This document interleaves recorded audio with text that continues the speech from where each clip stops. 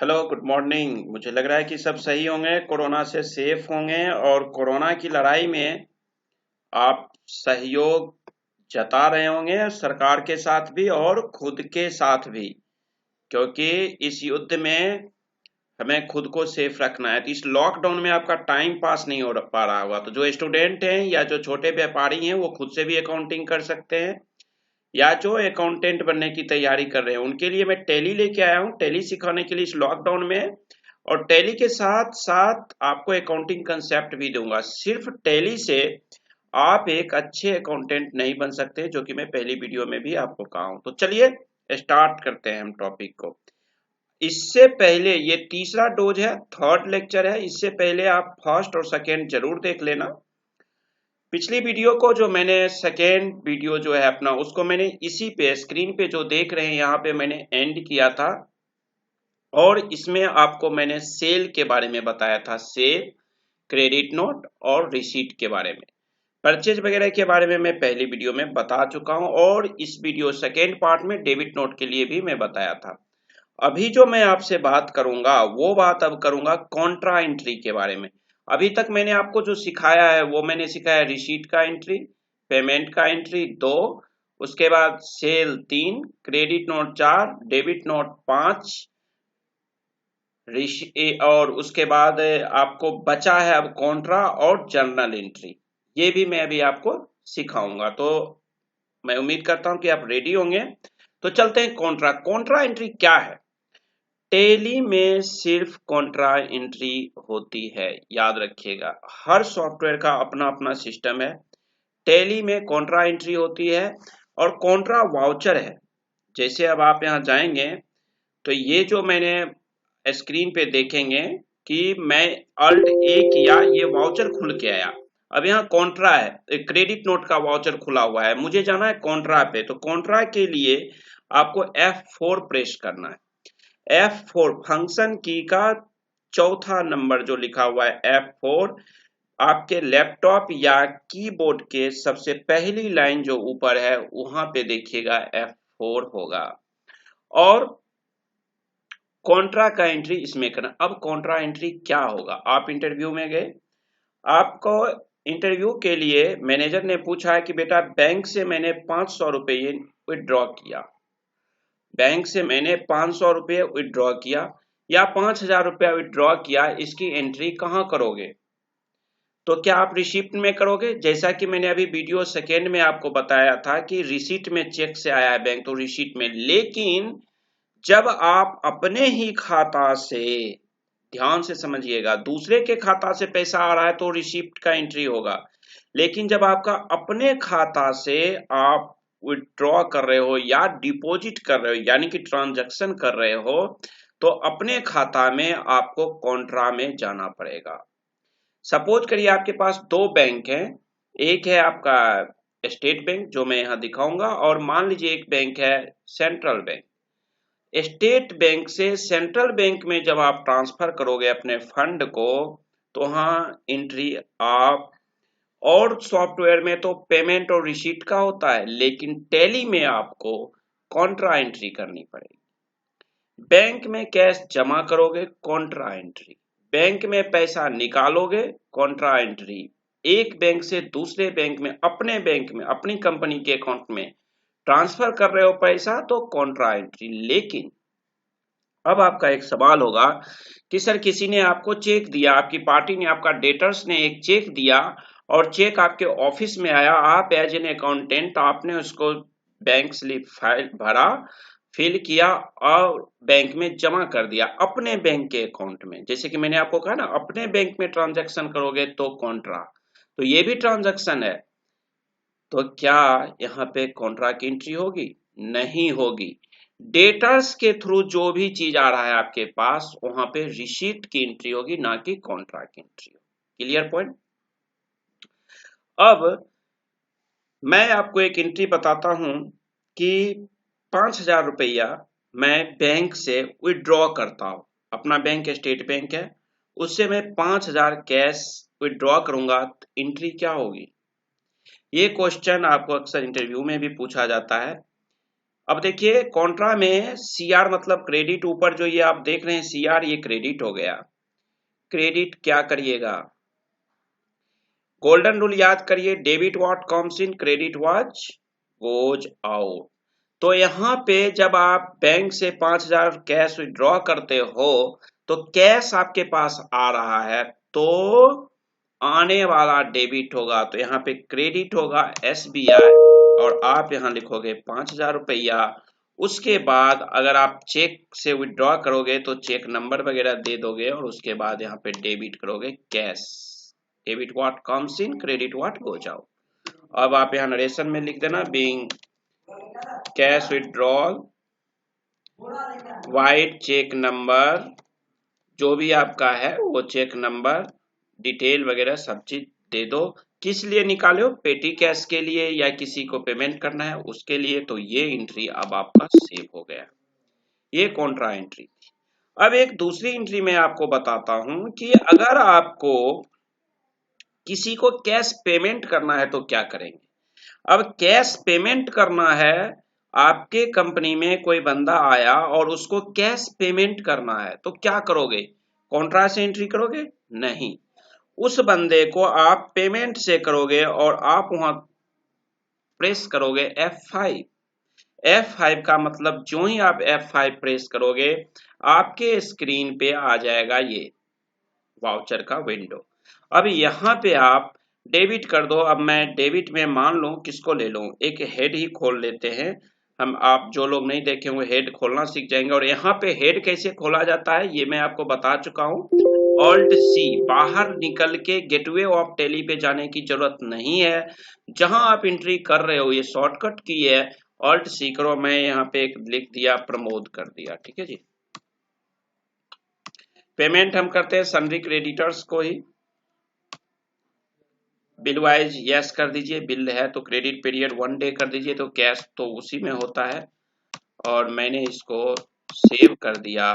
अब आप देखेंगे कि बिल उसका नहीं है प्रमोद का हमारे पास, तो या तो आप एडवांस दे रहे हो उसे पैसा, या अगेंस्ट रेफरेंस। अगेंस्ट तब दोगे, ये चाहे चेक का भी पेमेंट करोगे तो आपको ध्यान रखना है, अगेंस्ट तब होगा जब पहले से उस पार्टी का बिल आपके बुक्स ऑफ अकाउंट में एंट्री है तब।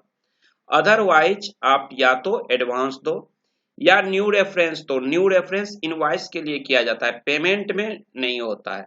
और ऑन अकाउंट तो भूल के मत करना, ऑन अकाउंट को ट्रेस करना मुश्किल होता है। तो कैश दे रहे हैं, पैसा हमारा जा रहा है, तो यहाँ पे हम एडवांस उसको दे देंगे, और एडवांस में हमने उसे 500 रुपया दे दिया, डेबिट कर दिया, एंड ऑफ लिस्ट। और यहाँ पे अब मैंने कैश ले लिया।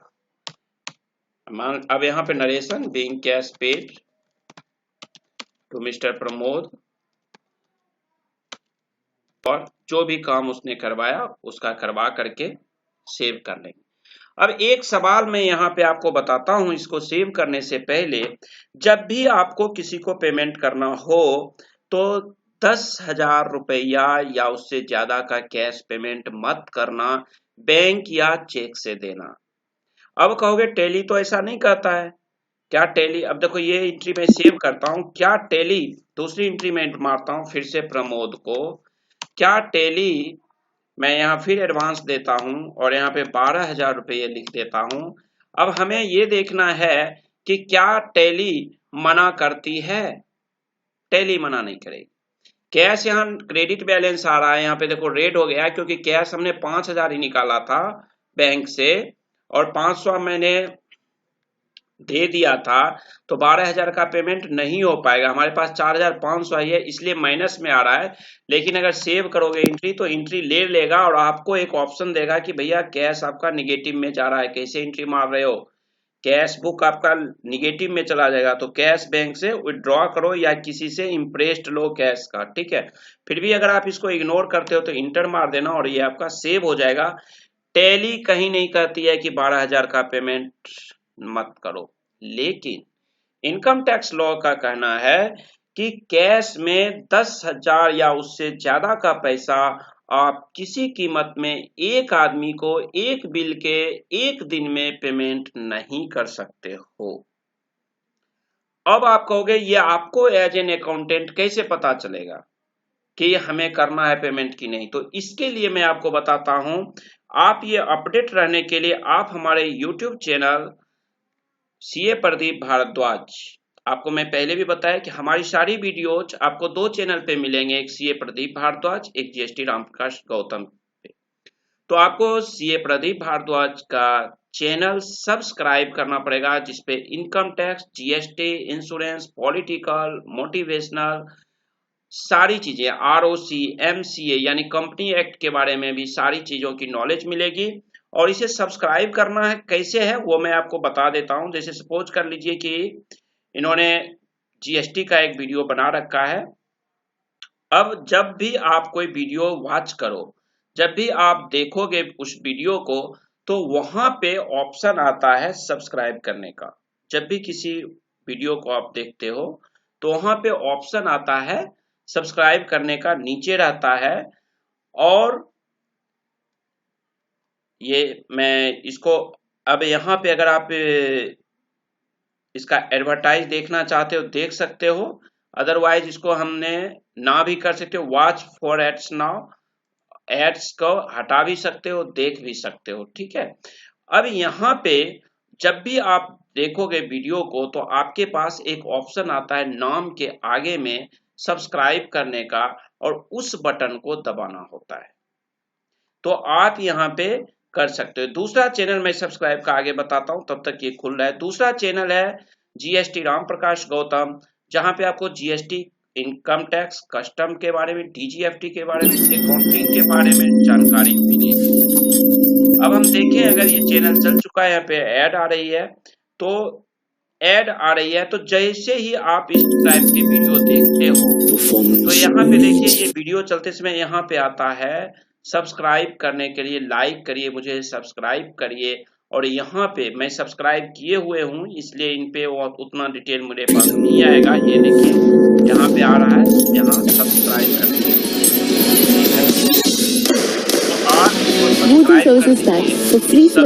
को उससे क्या होगा, जितना भी वीडियो है वो आपके पास ऑटोमेटिक आता रहेगा आपके, और आप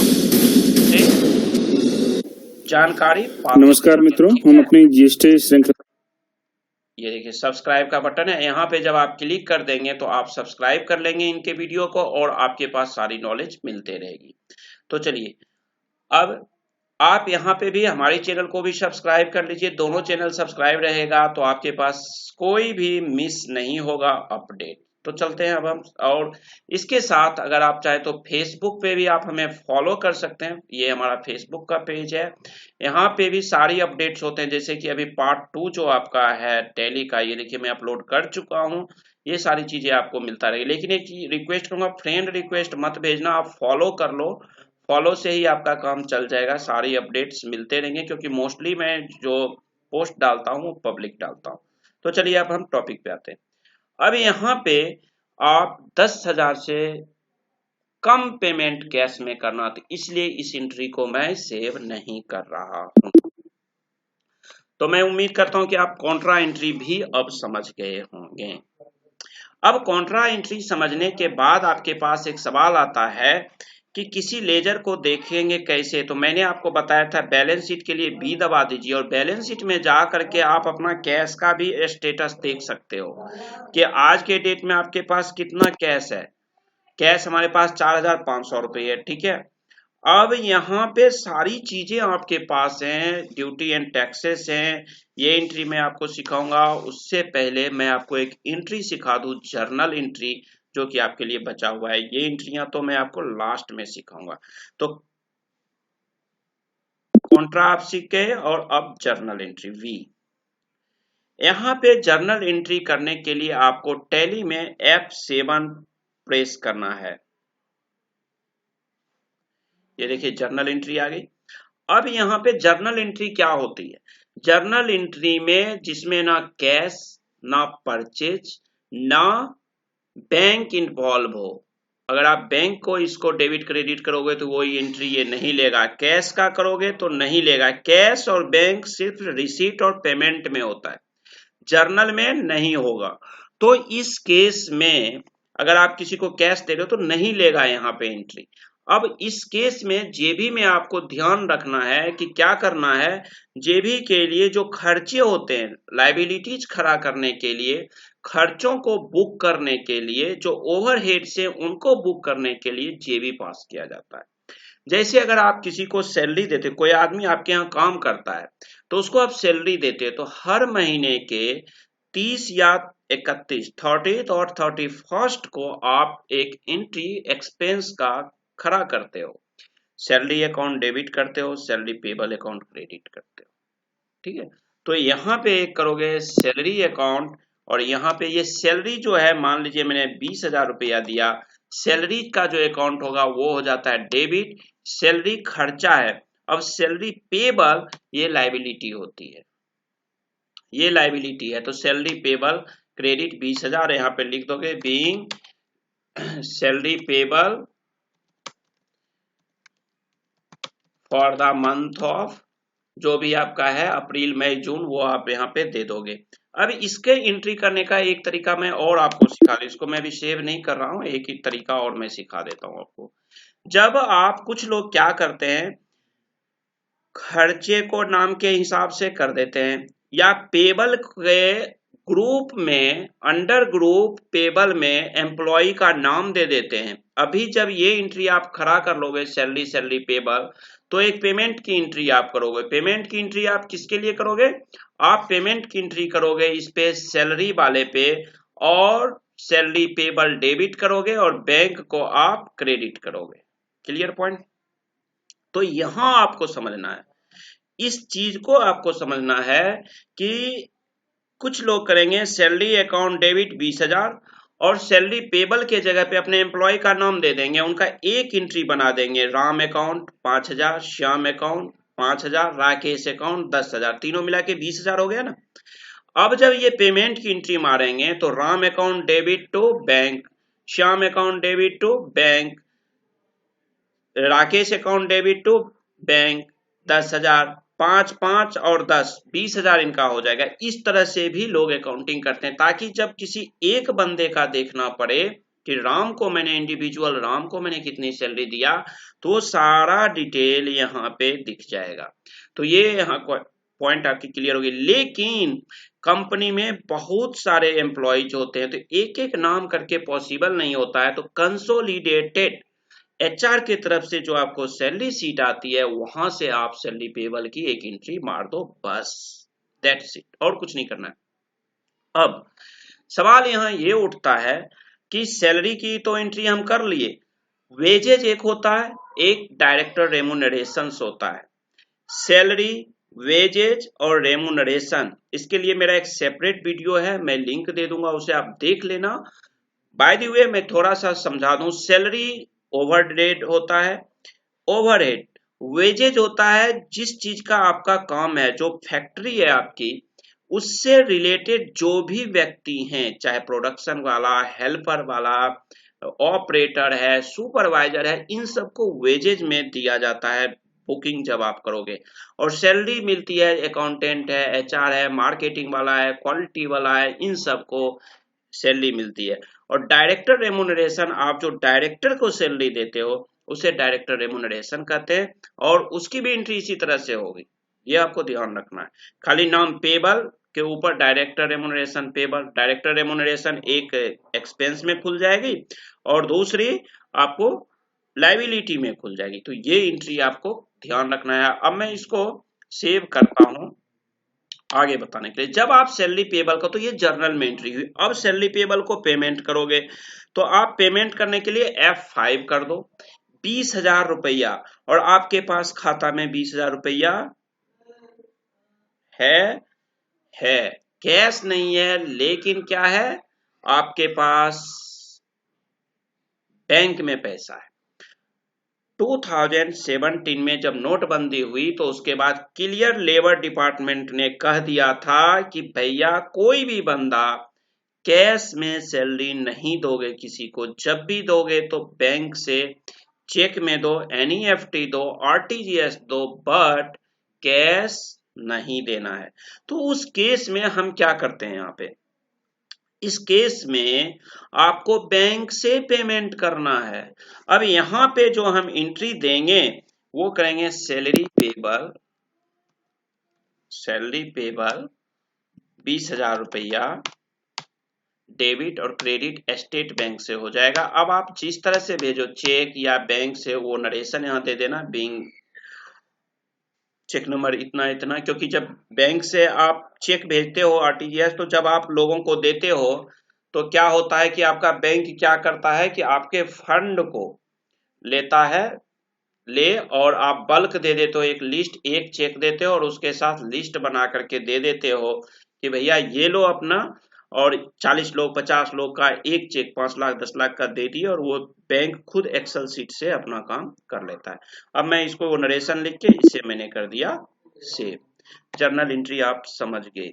इसी जर्नल एंट्री में एक बहुत तगड़ी एंट्री में बताता हूं। इसके लिए मैं एक पहले बिल का सहारा लूंगा, बिल का, एक इनवॉइस का। सपोज करिए, ये ध्यान से समझना, इसमें मैं फिर इनकम टैक्स को इंक्लूड करूंगा आपके लिए। इनकम टैक्स यहाँ पे समझना पड़ेगा आपको। यहाँ पे क्या होता है, एक चार्टर्ड अकाउंटेंट है, तो चलिए चार्टर्ड अकाउंटेंट की बात आई तो हम अपने सीए प्रदीप भारद्वाज जी चार्टर्ड अकाउंटेंट है, इन्हीं का एक बिल ले लेते हैं, ठीक है ना। इन्हीं का बिल हम एक ले लेते हैं सीए साहब का। और मान लीजिए कि चार्टर्ड अकाउंटेंट साहब का एक बिल आया जिसमें मैं लिख लेता हूं, इन्होंने ऑडिट किया अपनी कंपनी का, और ऑडिट फी इन्होंने लगा दिया 1 लाख रुपया, 1 लाख, ठीक है। अब 1 लाख रुपया ऑडिट फी लगाया, तो चार्टर्ड अकाउंटेंट है तो इस पे इन्होंने जीएसटी भी लगाया होगा, जीएसटी 18%, ठीक है। टोटल अमाउंट हो गया इनका 1 लाख। कोरोना के कारण अभी लॉकडाउन चल रहा है, सारी फैक्ट्रियां बंद हैं। अब इसमें सबसे बड़ा सवाल उठ के आता है कि क्या लॉकडाउन में सैलरी आपको मिलेगी कि नहीं मिलेगी, क्या कंपनी सैलरी रोक सकती है कि नहीं रोक सकती है। इस टॉपिक को लेकर के ये बहुत रिक्वेस्टेड वीडियो में बनाया हूं। चलिए, उनका वीडियो चल गया था सीए साहब का। तो 1,18,000 रुपए का आपने क्या किया है,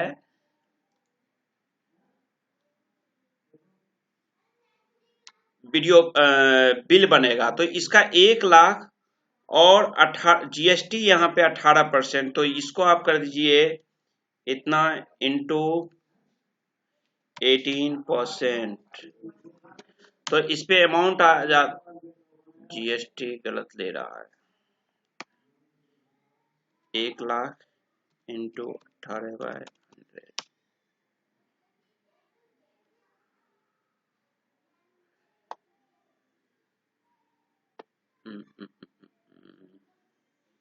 फॉर्मूला सेटिंग करना पड़ेगा, फॉर्मूला में गलतियां हो रही है। ओके,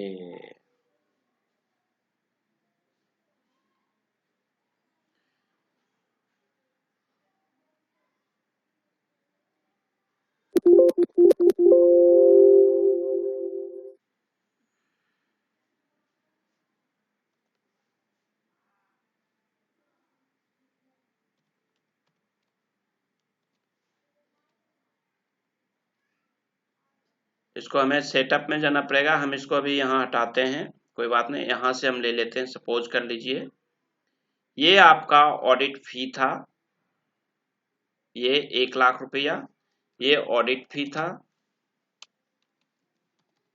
और ये जीएसटी इस पे लगा हुआ है, तो टोटल हो गया 1,18,000 आपका, ठीक है। अब आप इसको यहाँ पे क्या करेंगे, 1,18,000, 1 लाख रुपया यहाँ और 18,000 यहाँ, 1,18,000 आ गया।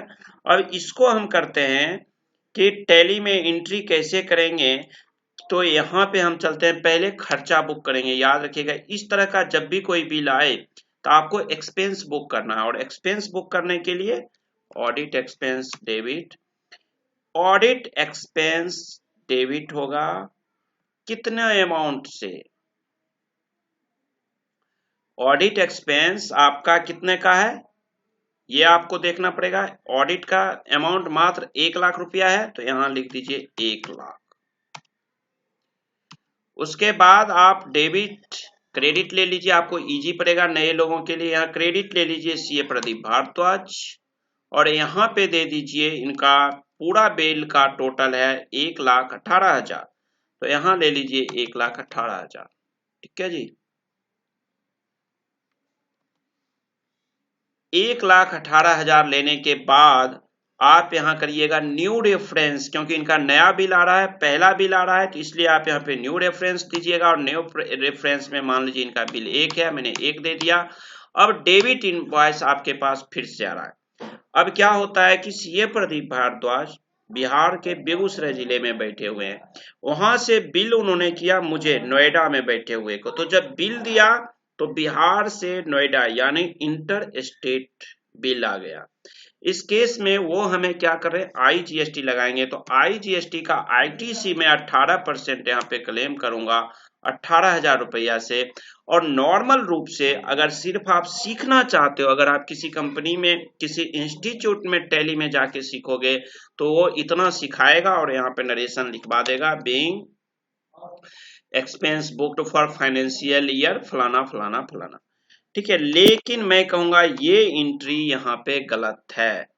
पहली बात आप देखिए कि ये एंट्री होगी जर्नल वाउचर में, पेमेंट में नहीं। पहली गलती यहाँ पे ये है कि मैं पेमेंट में कर रहा हूं, सबसे पहली गलती। तो इसको मुझे करना है F7 करके, इसको हम देंगे जर्नल कर, ये तो कर दिए। अब दूसरी गलती क्या बता रहा हूं, जो इंस्टीट्यूट आपको कहेगा जब आप जर्नल वाउचर सीख चुके हो, ये मैं कर रहा हूं गलत। कैसे? ये तरीका नहीं है एंट्री का। एज एन अकाउंटेंट अब आपको इनकम टैक्स का लॉ यहाँ पे लगेगा। इनकम टैक्स का लॉ क्या लगेगा?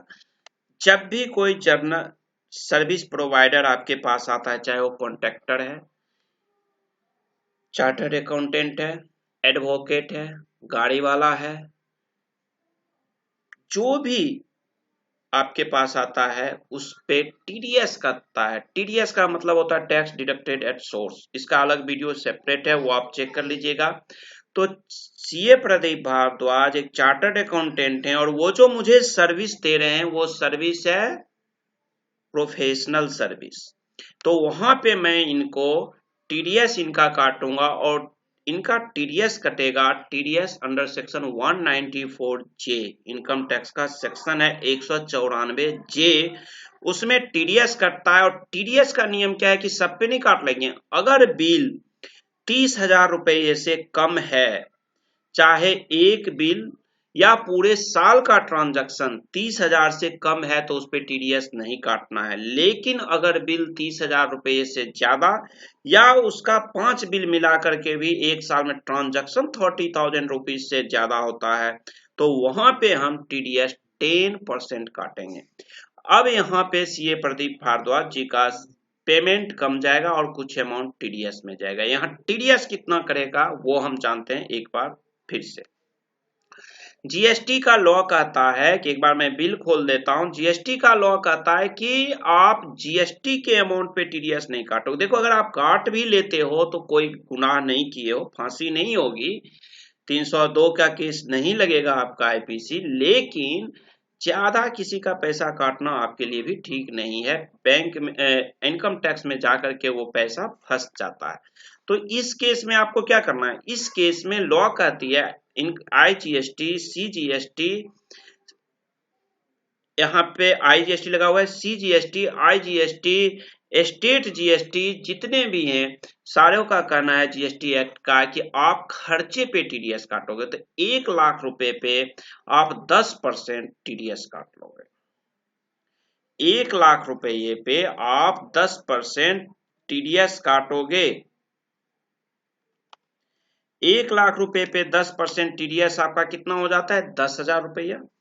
तो ये कि यहाँ पे एंट्री अब होगी किस चीज की? क्रेडिट एक और जाएगा यहाँ पे, और 10,000 का मतलब हो गया प्रदीप बाबू के खाते में अब 10,000 कम रुपया जाएगा। तो इनको यहाँ पे आप कर दो 10,000 कम, यानी 1,08,000 रुपया।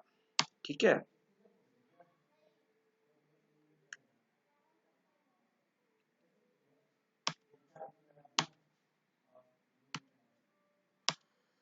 और IGST को आप करोगे, आपका IGST है 18,000, तो ये तो ले लो 18,000।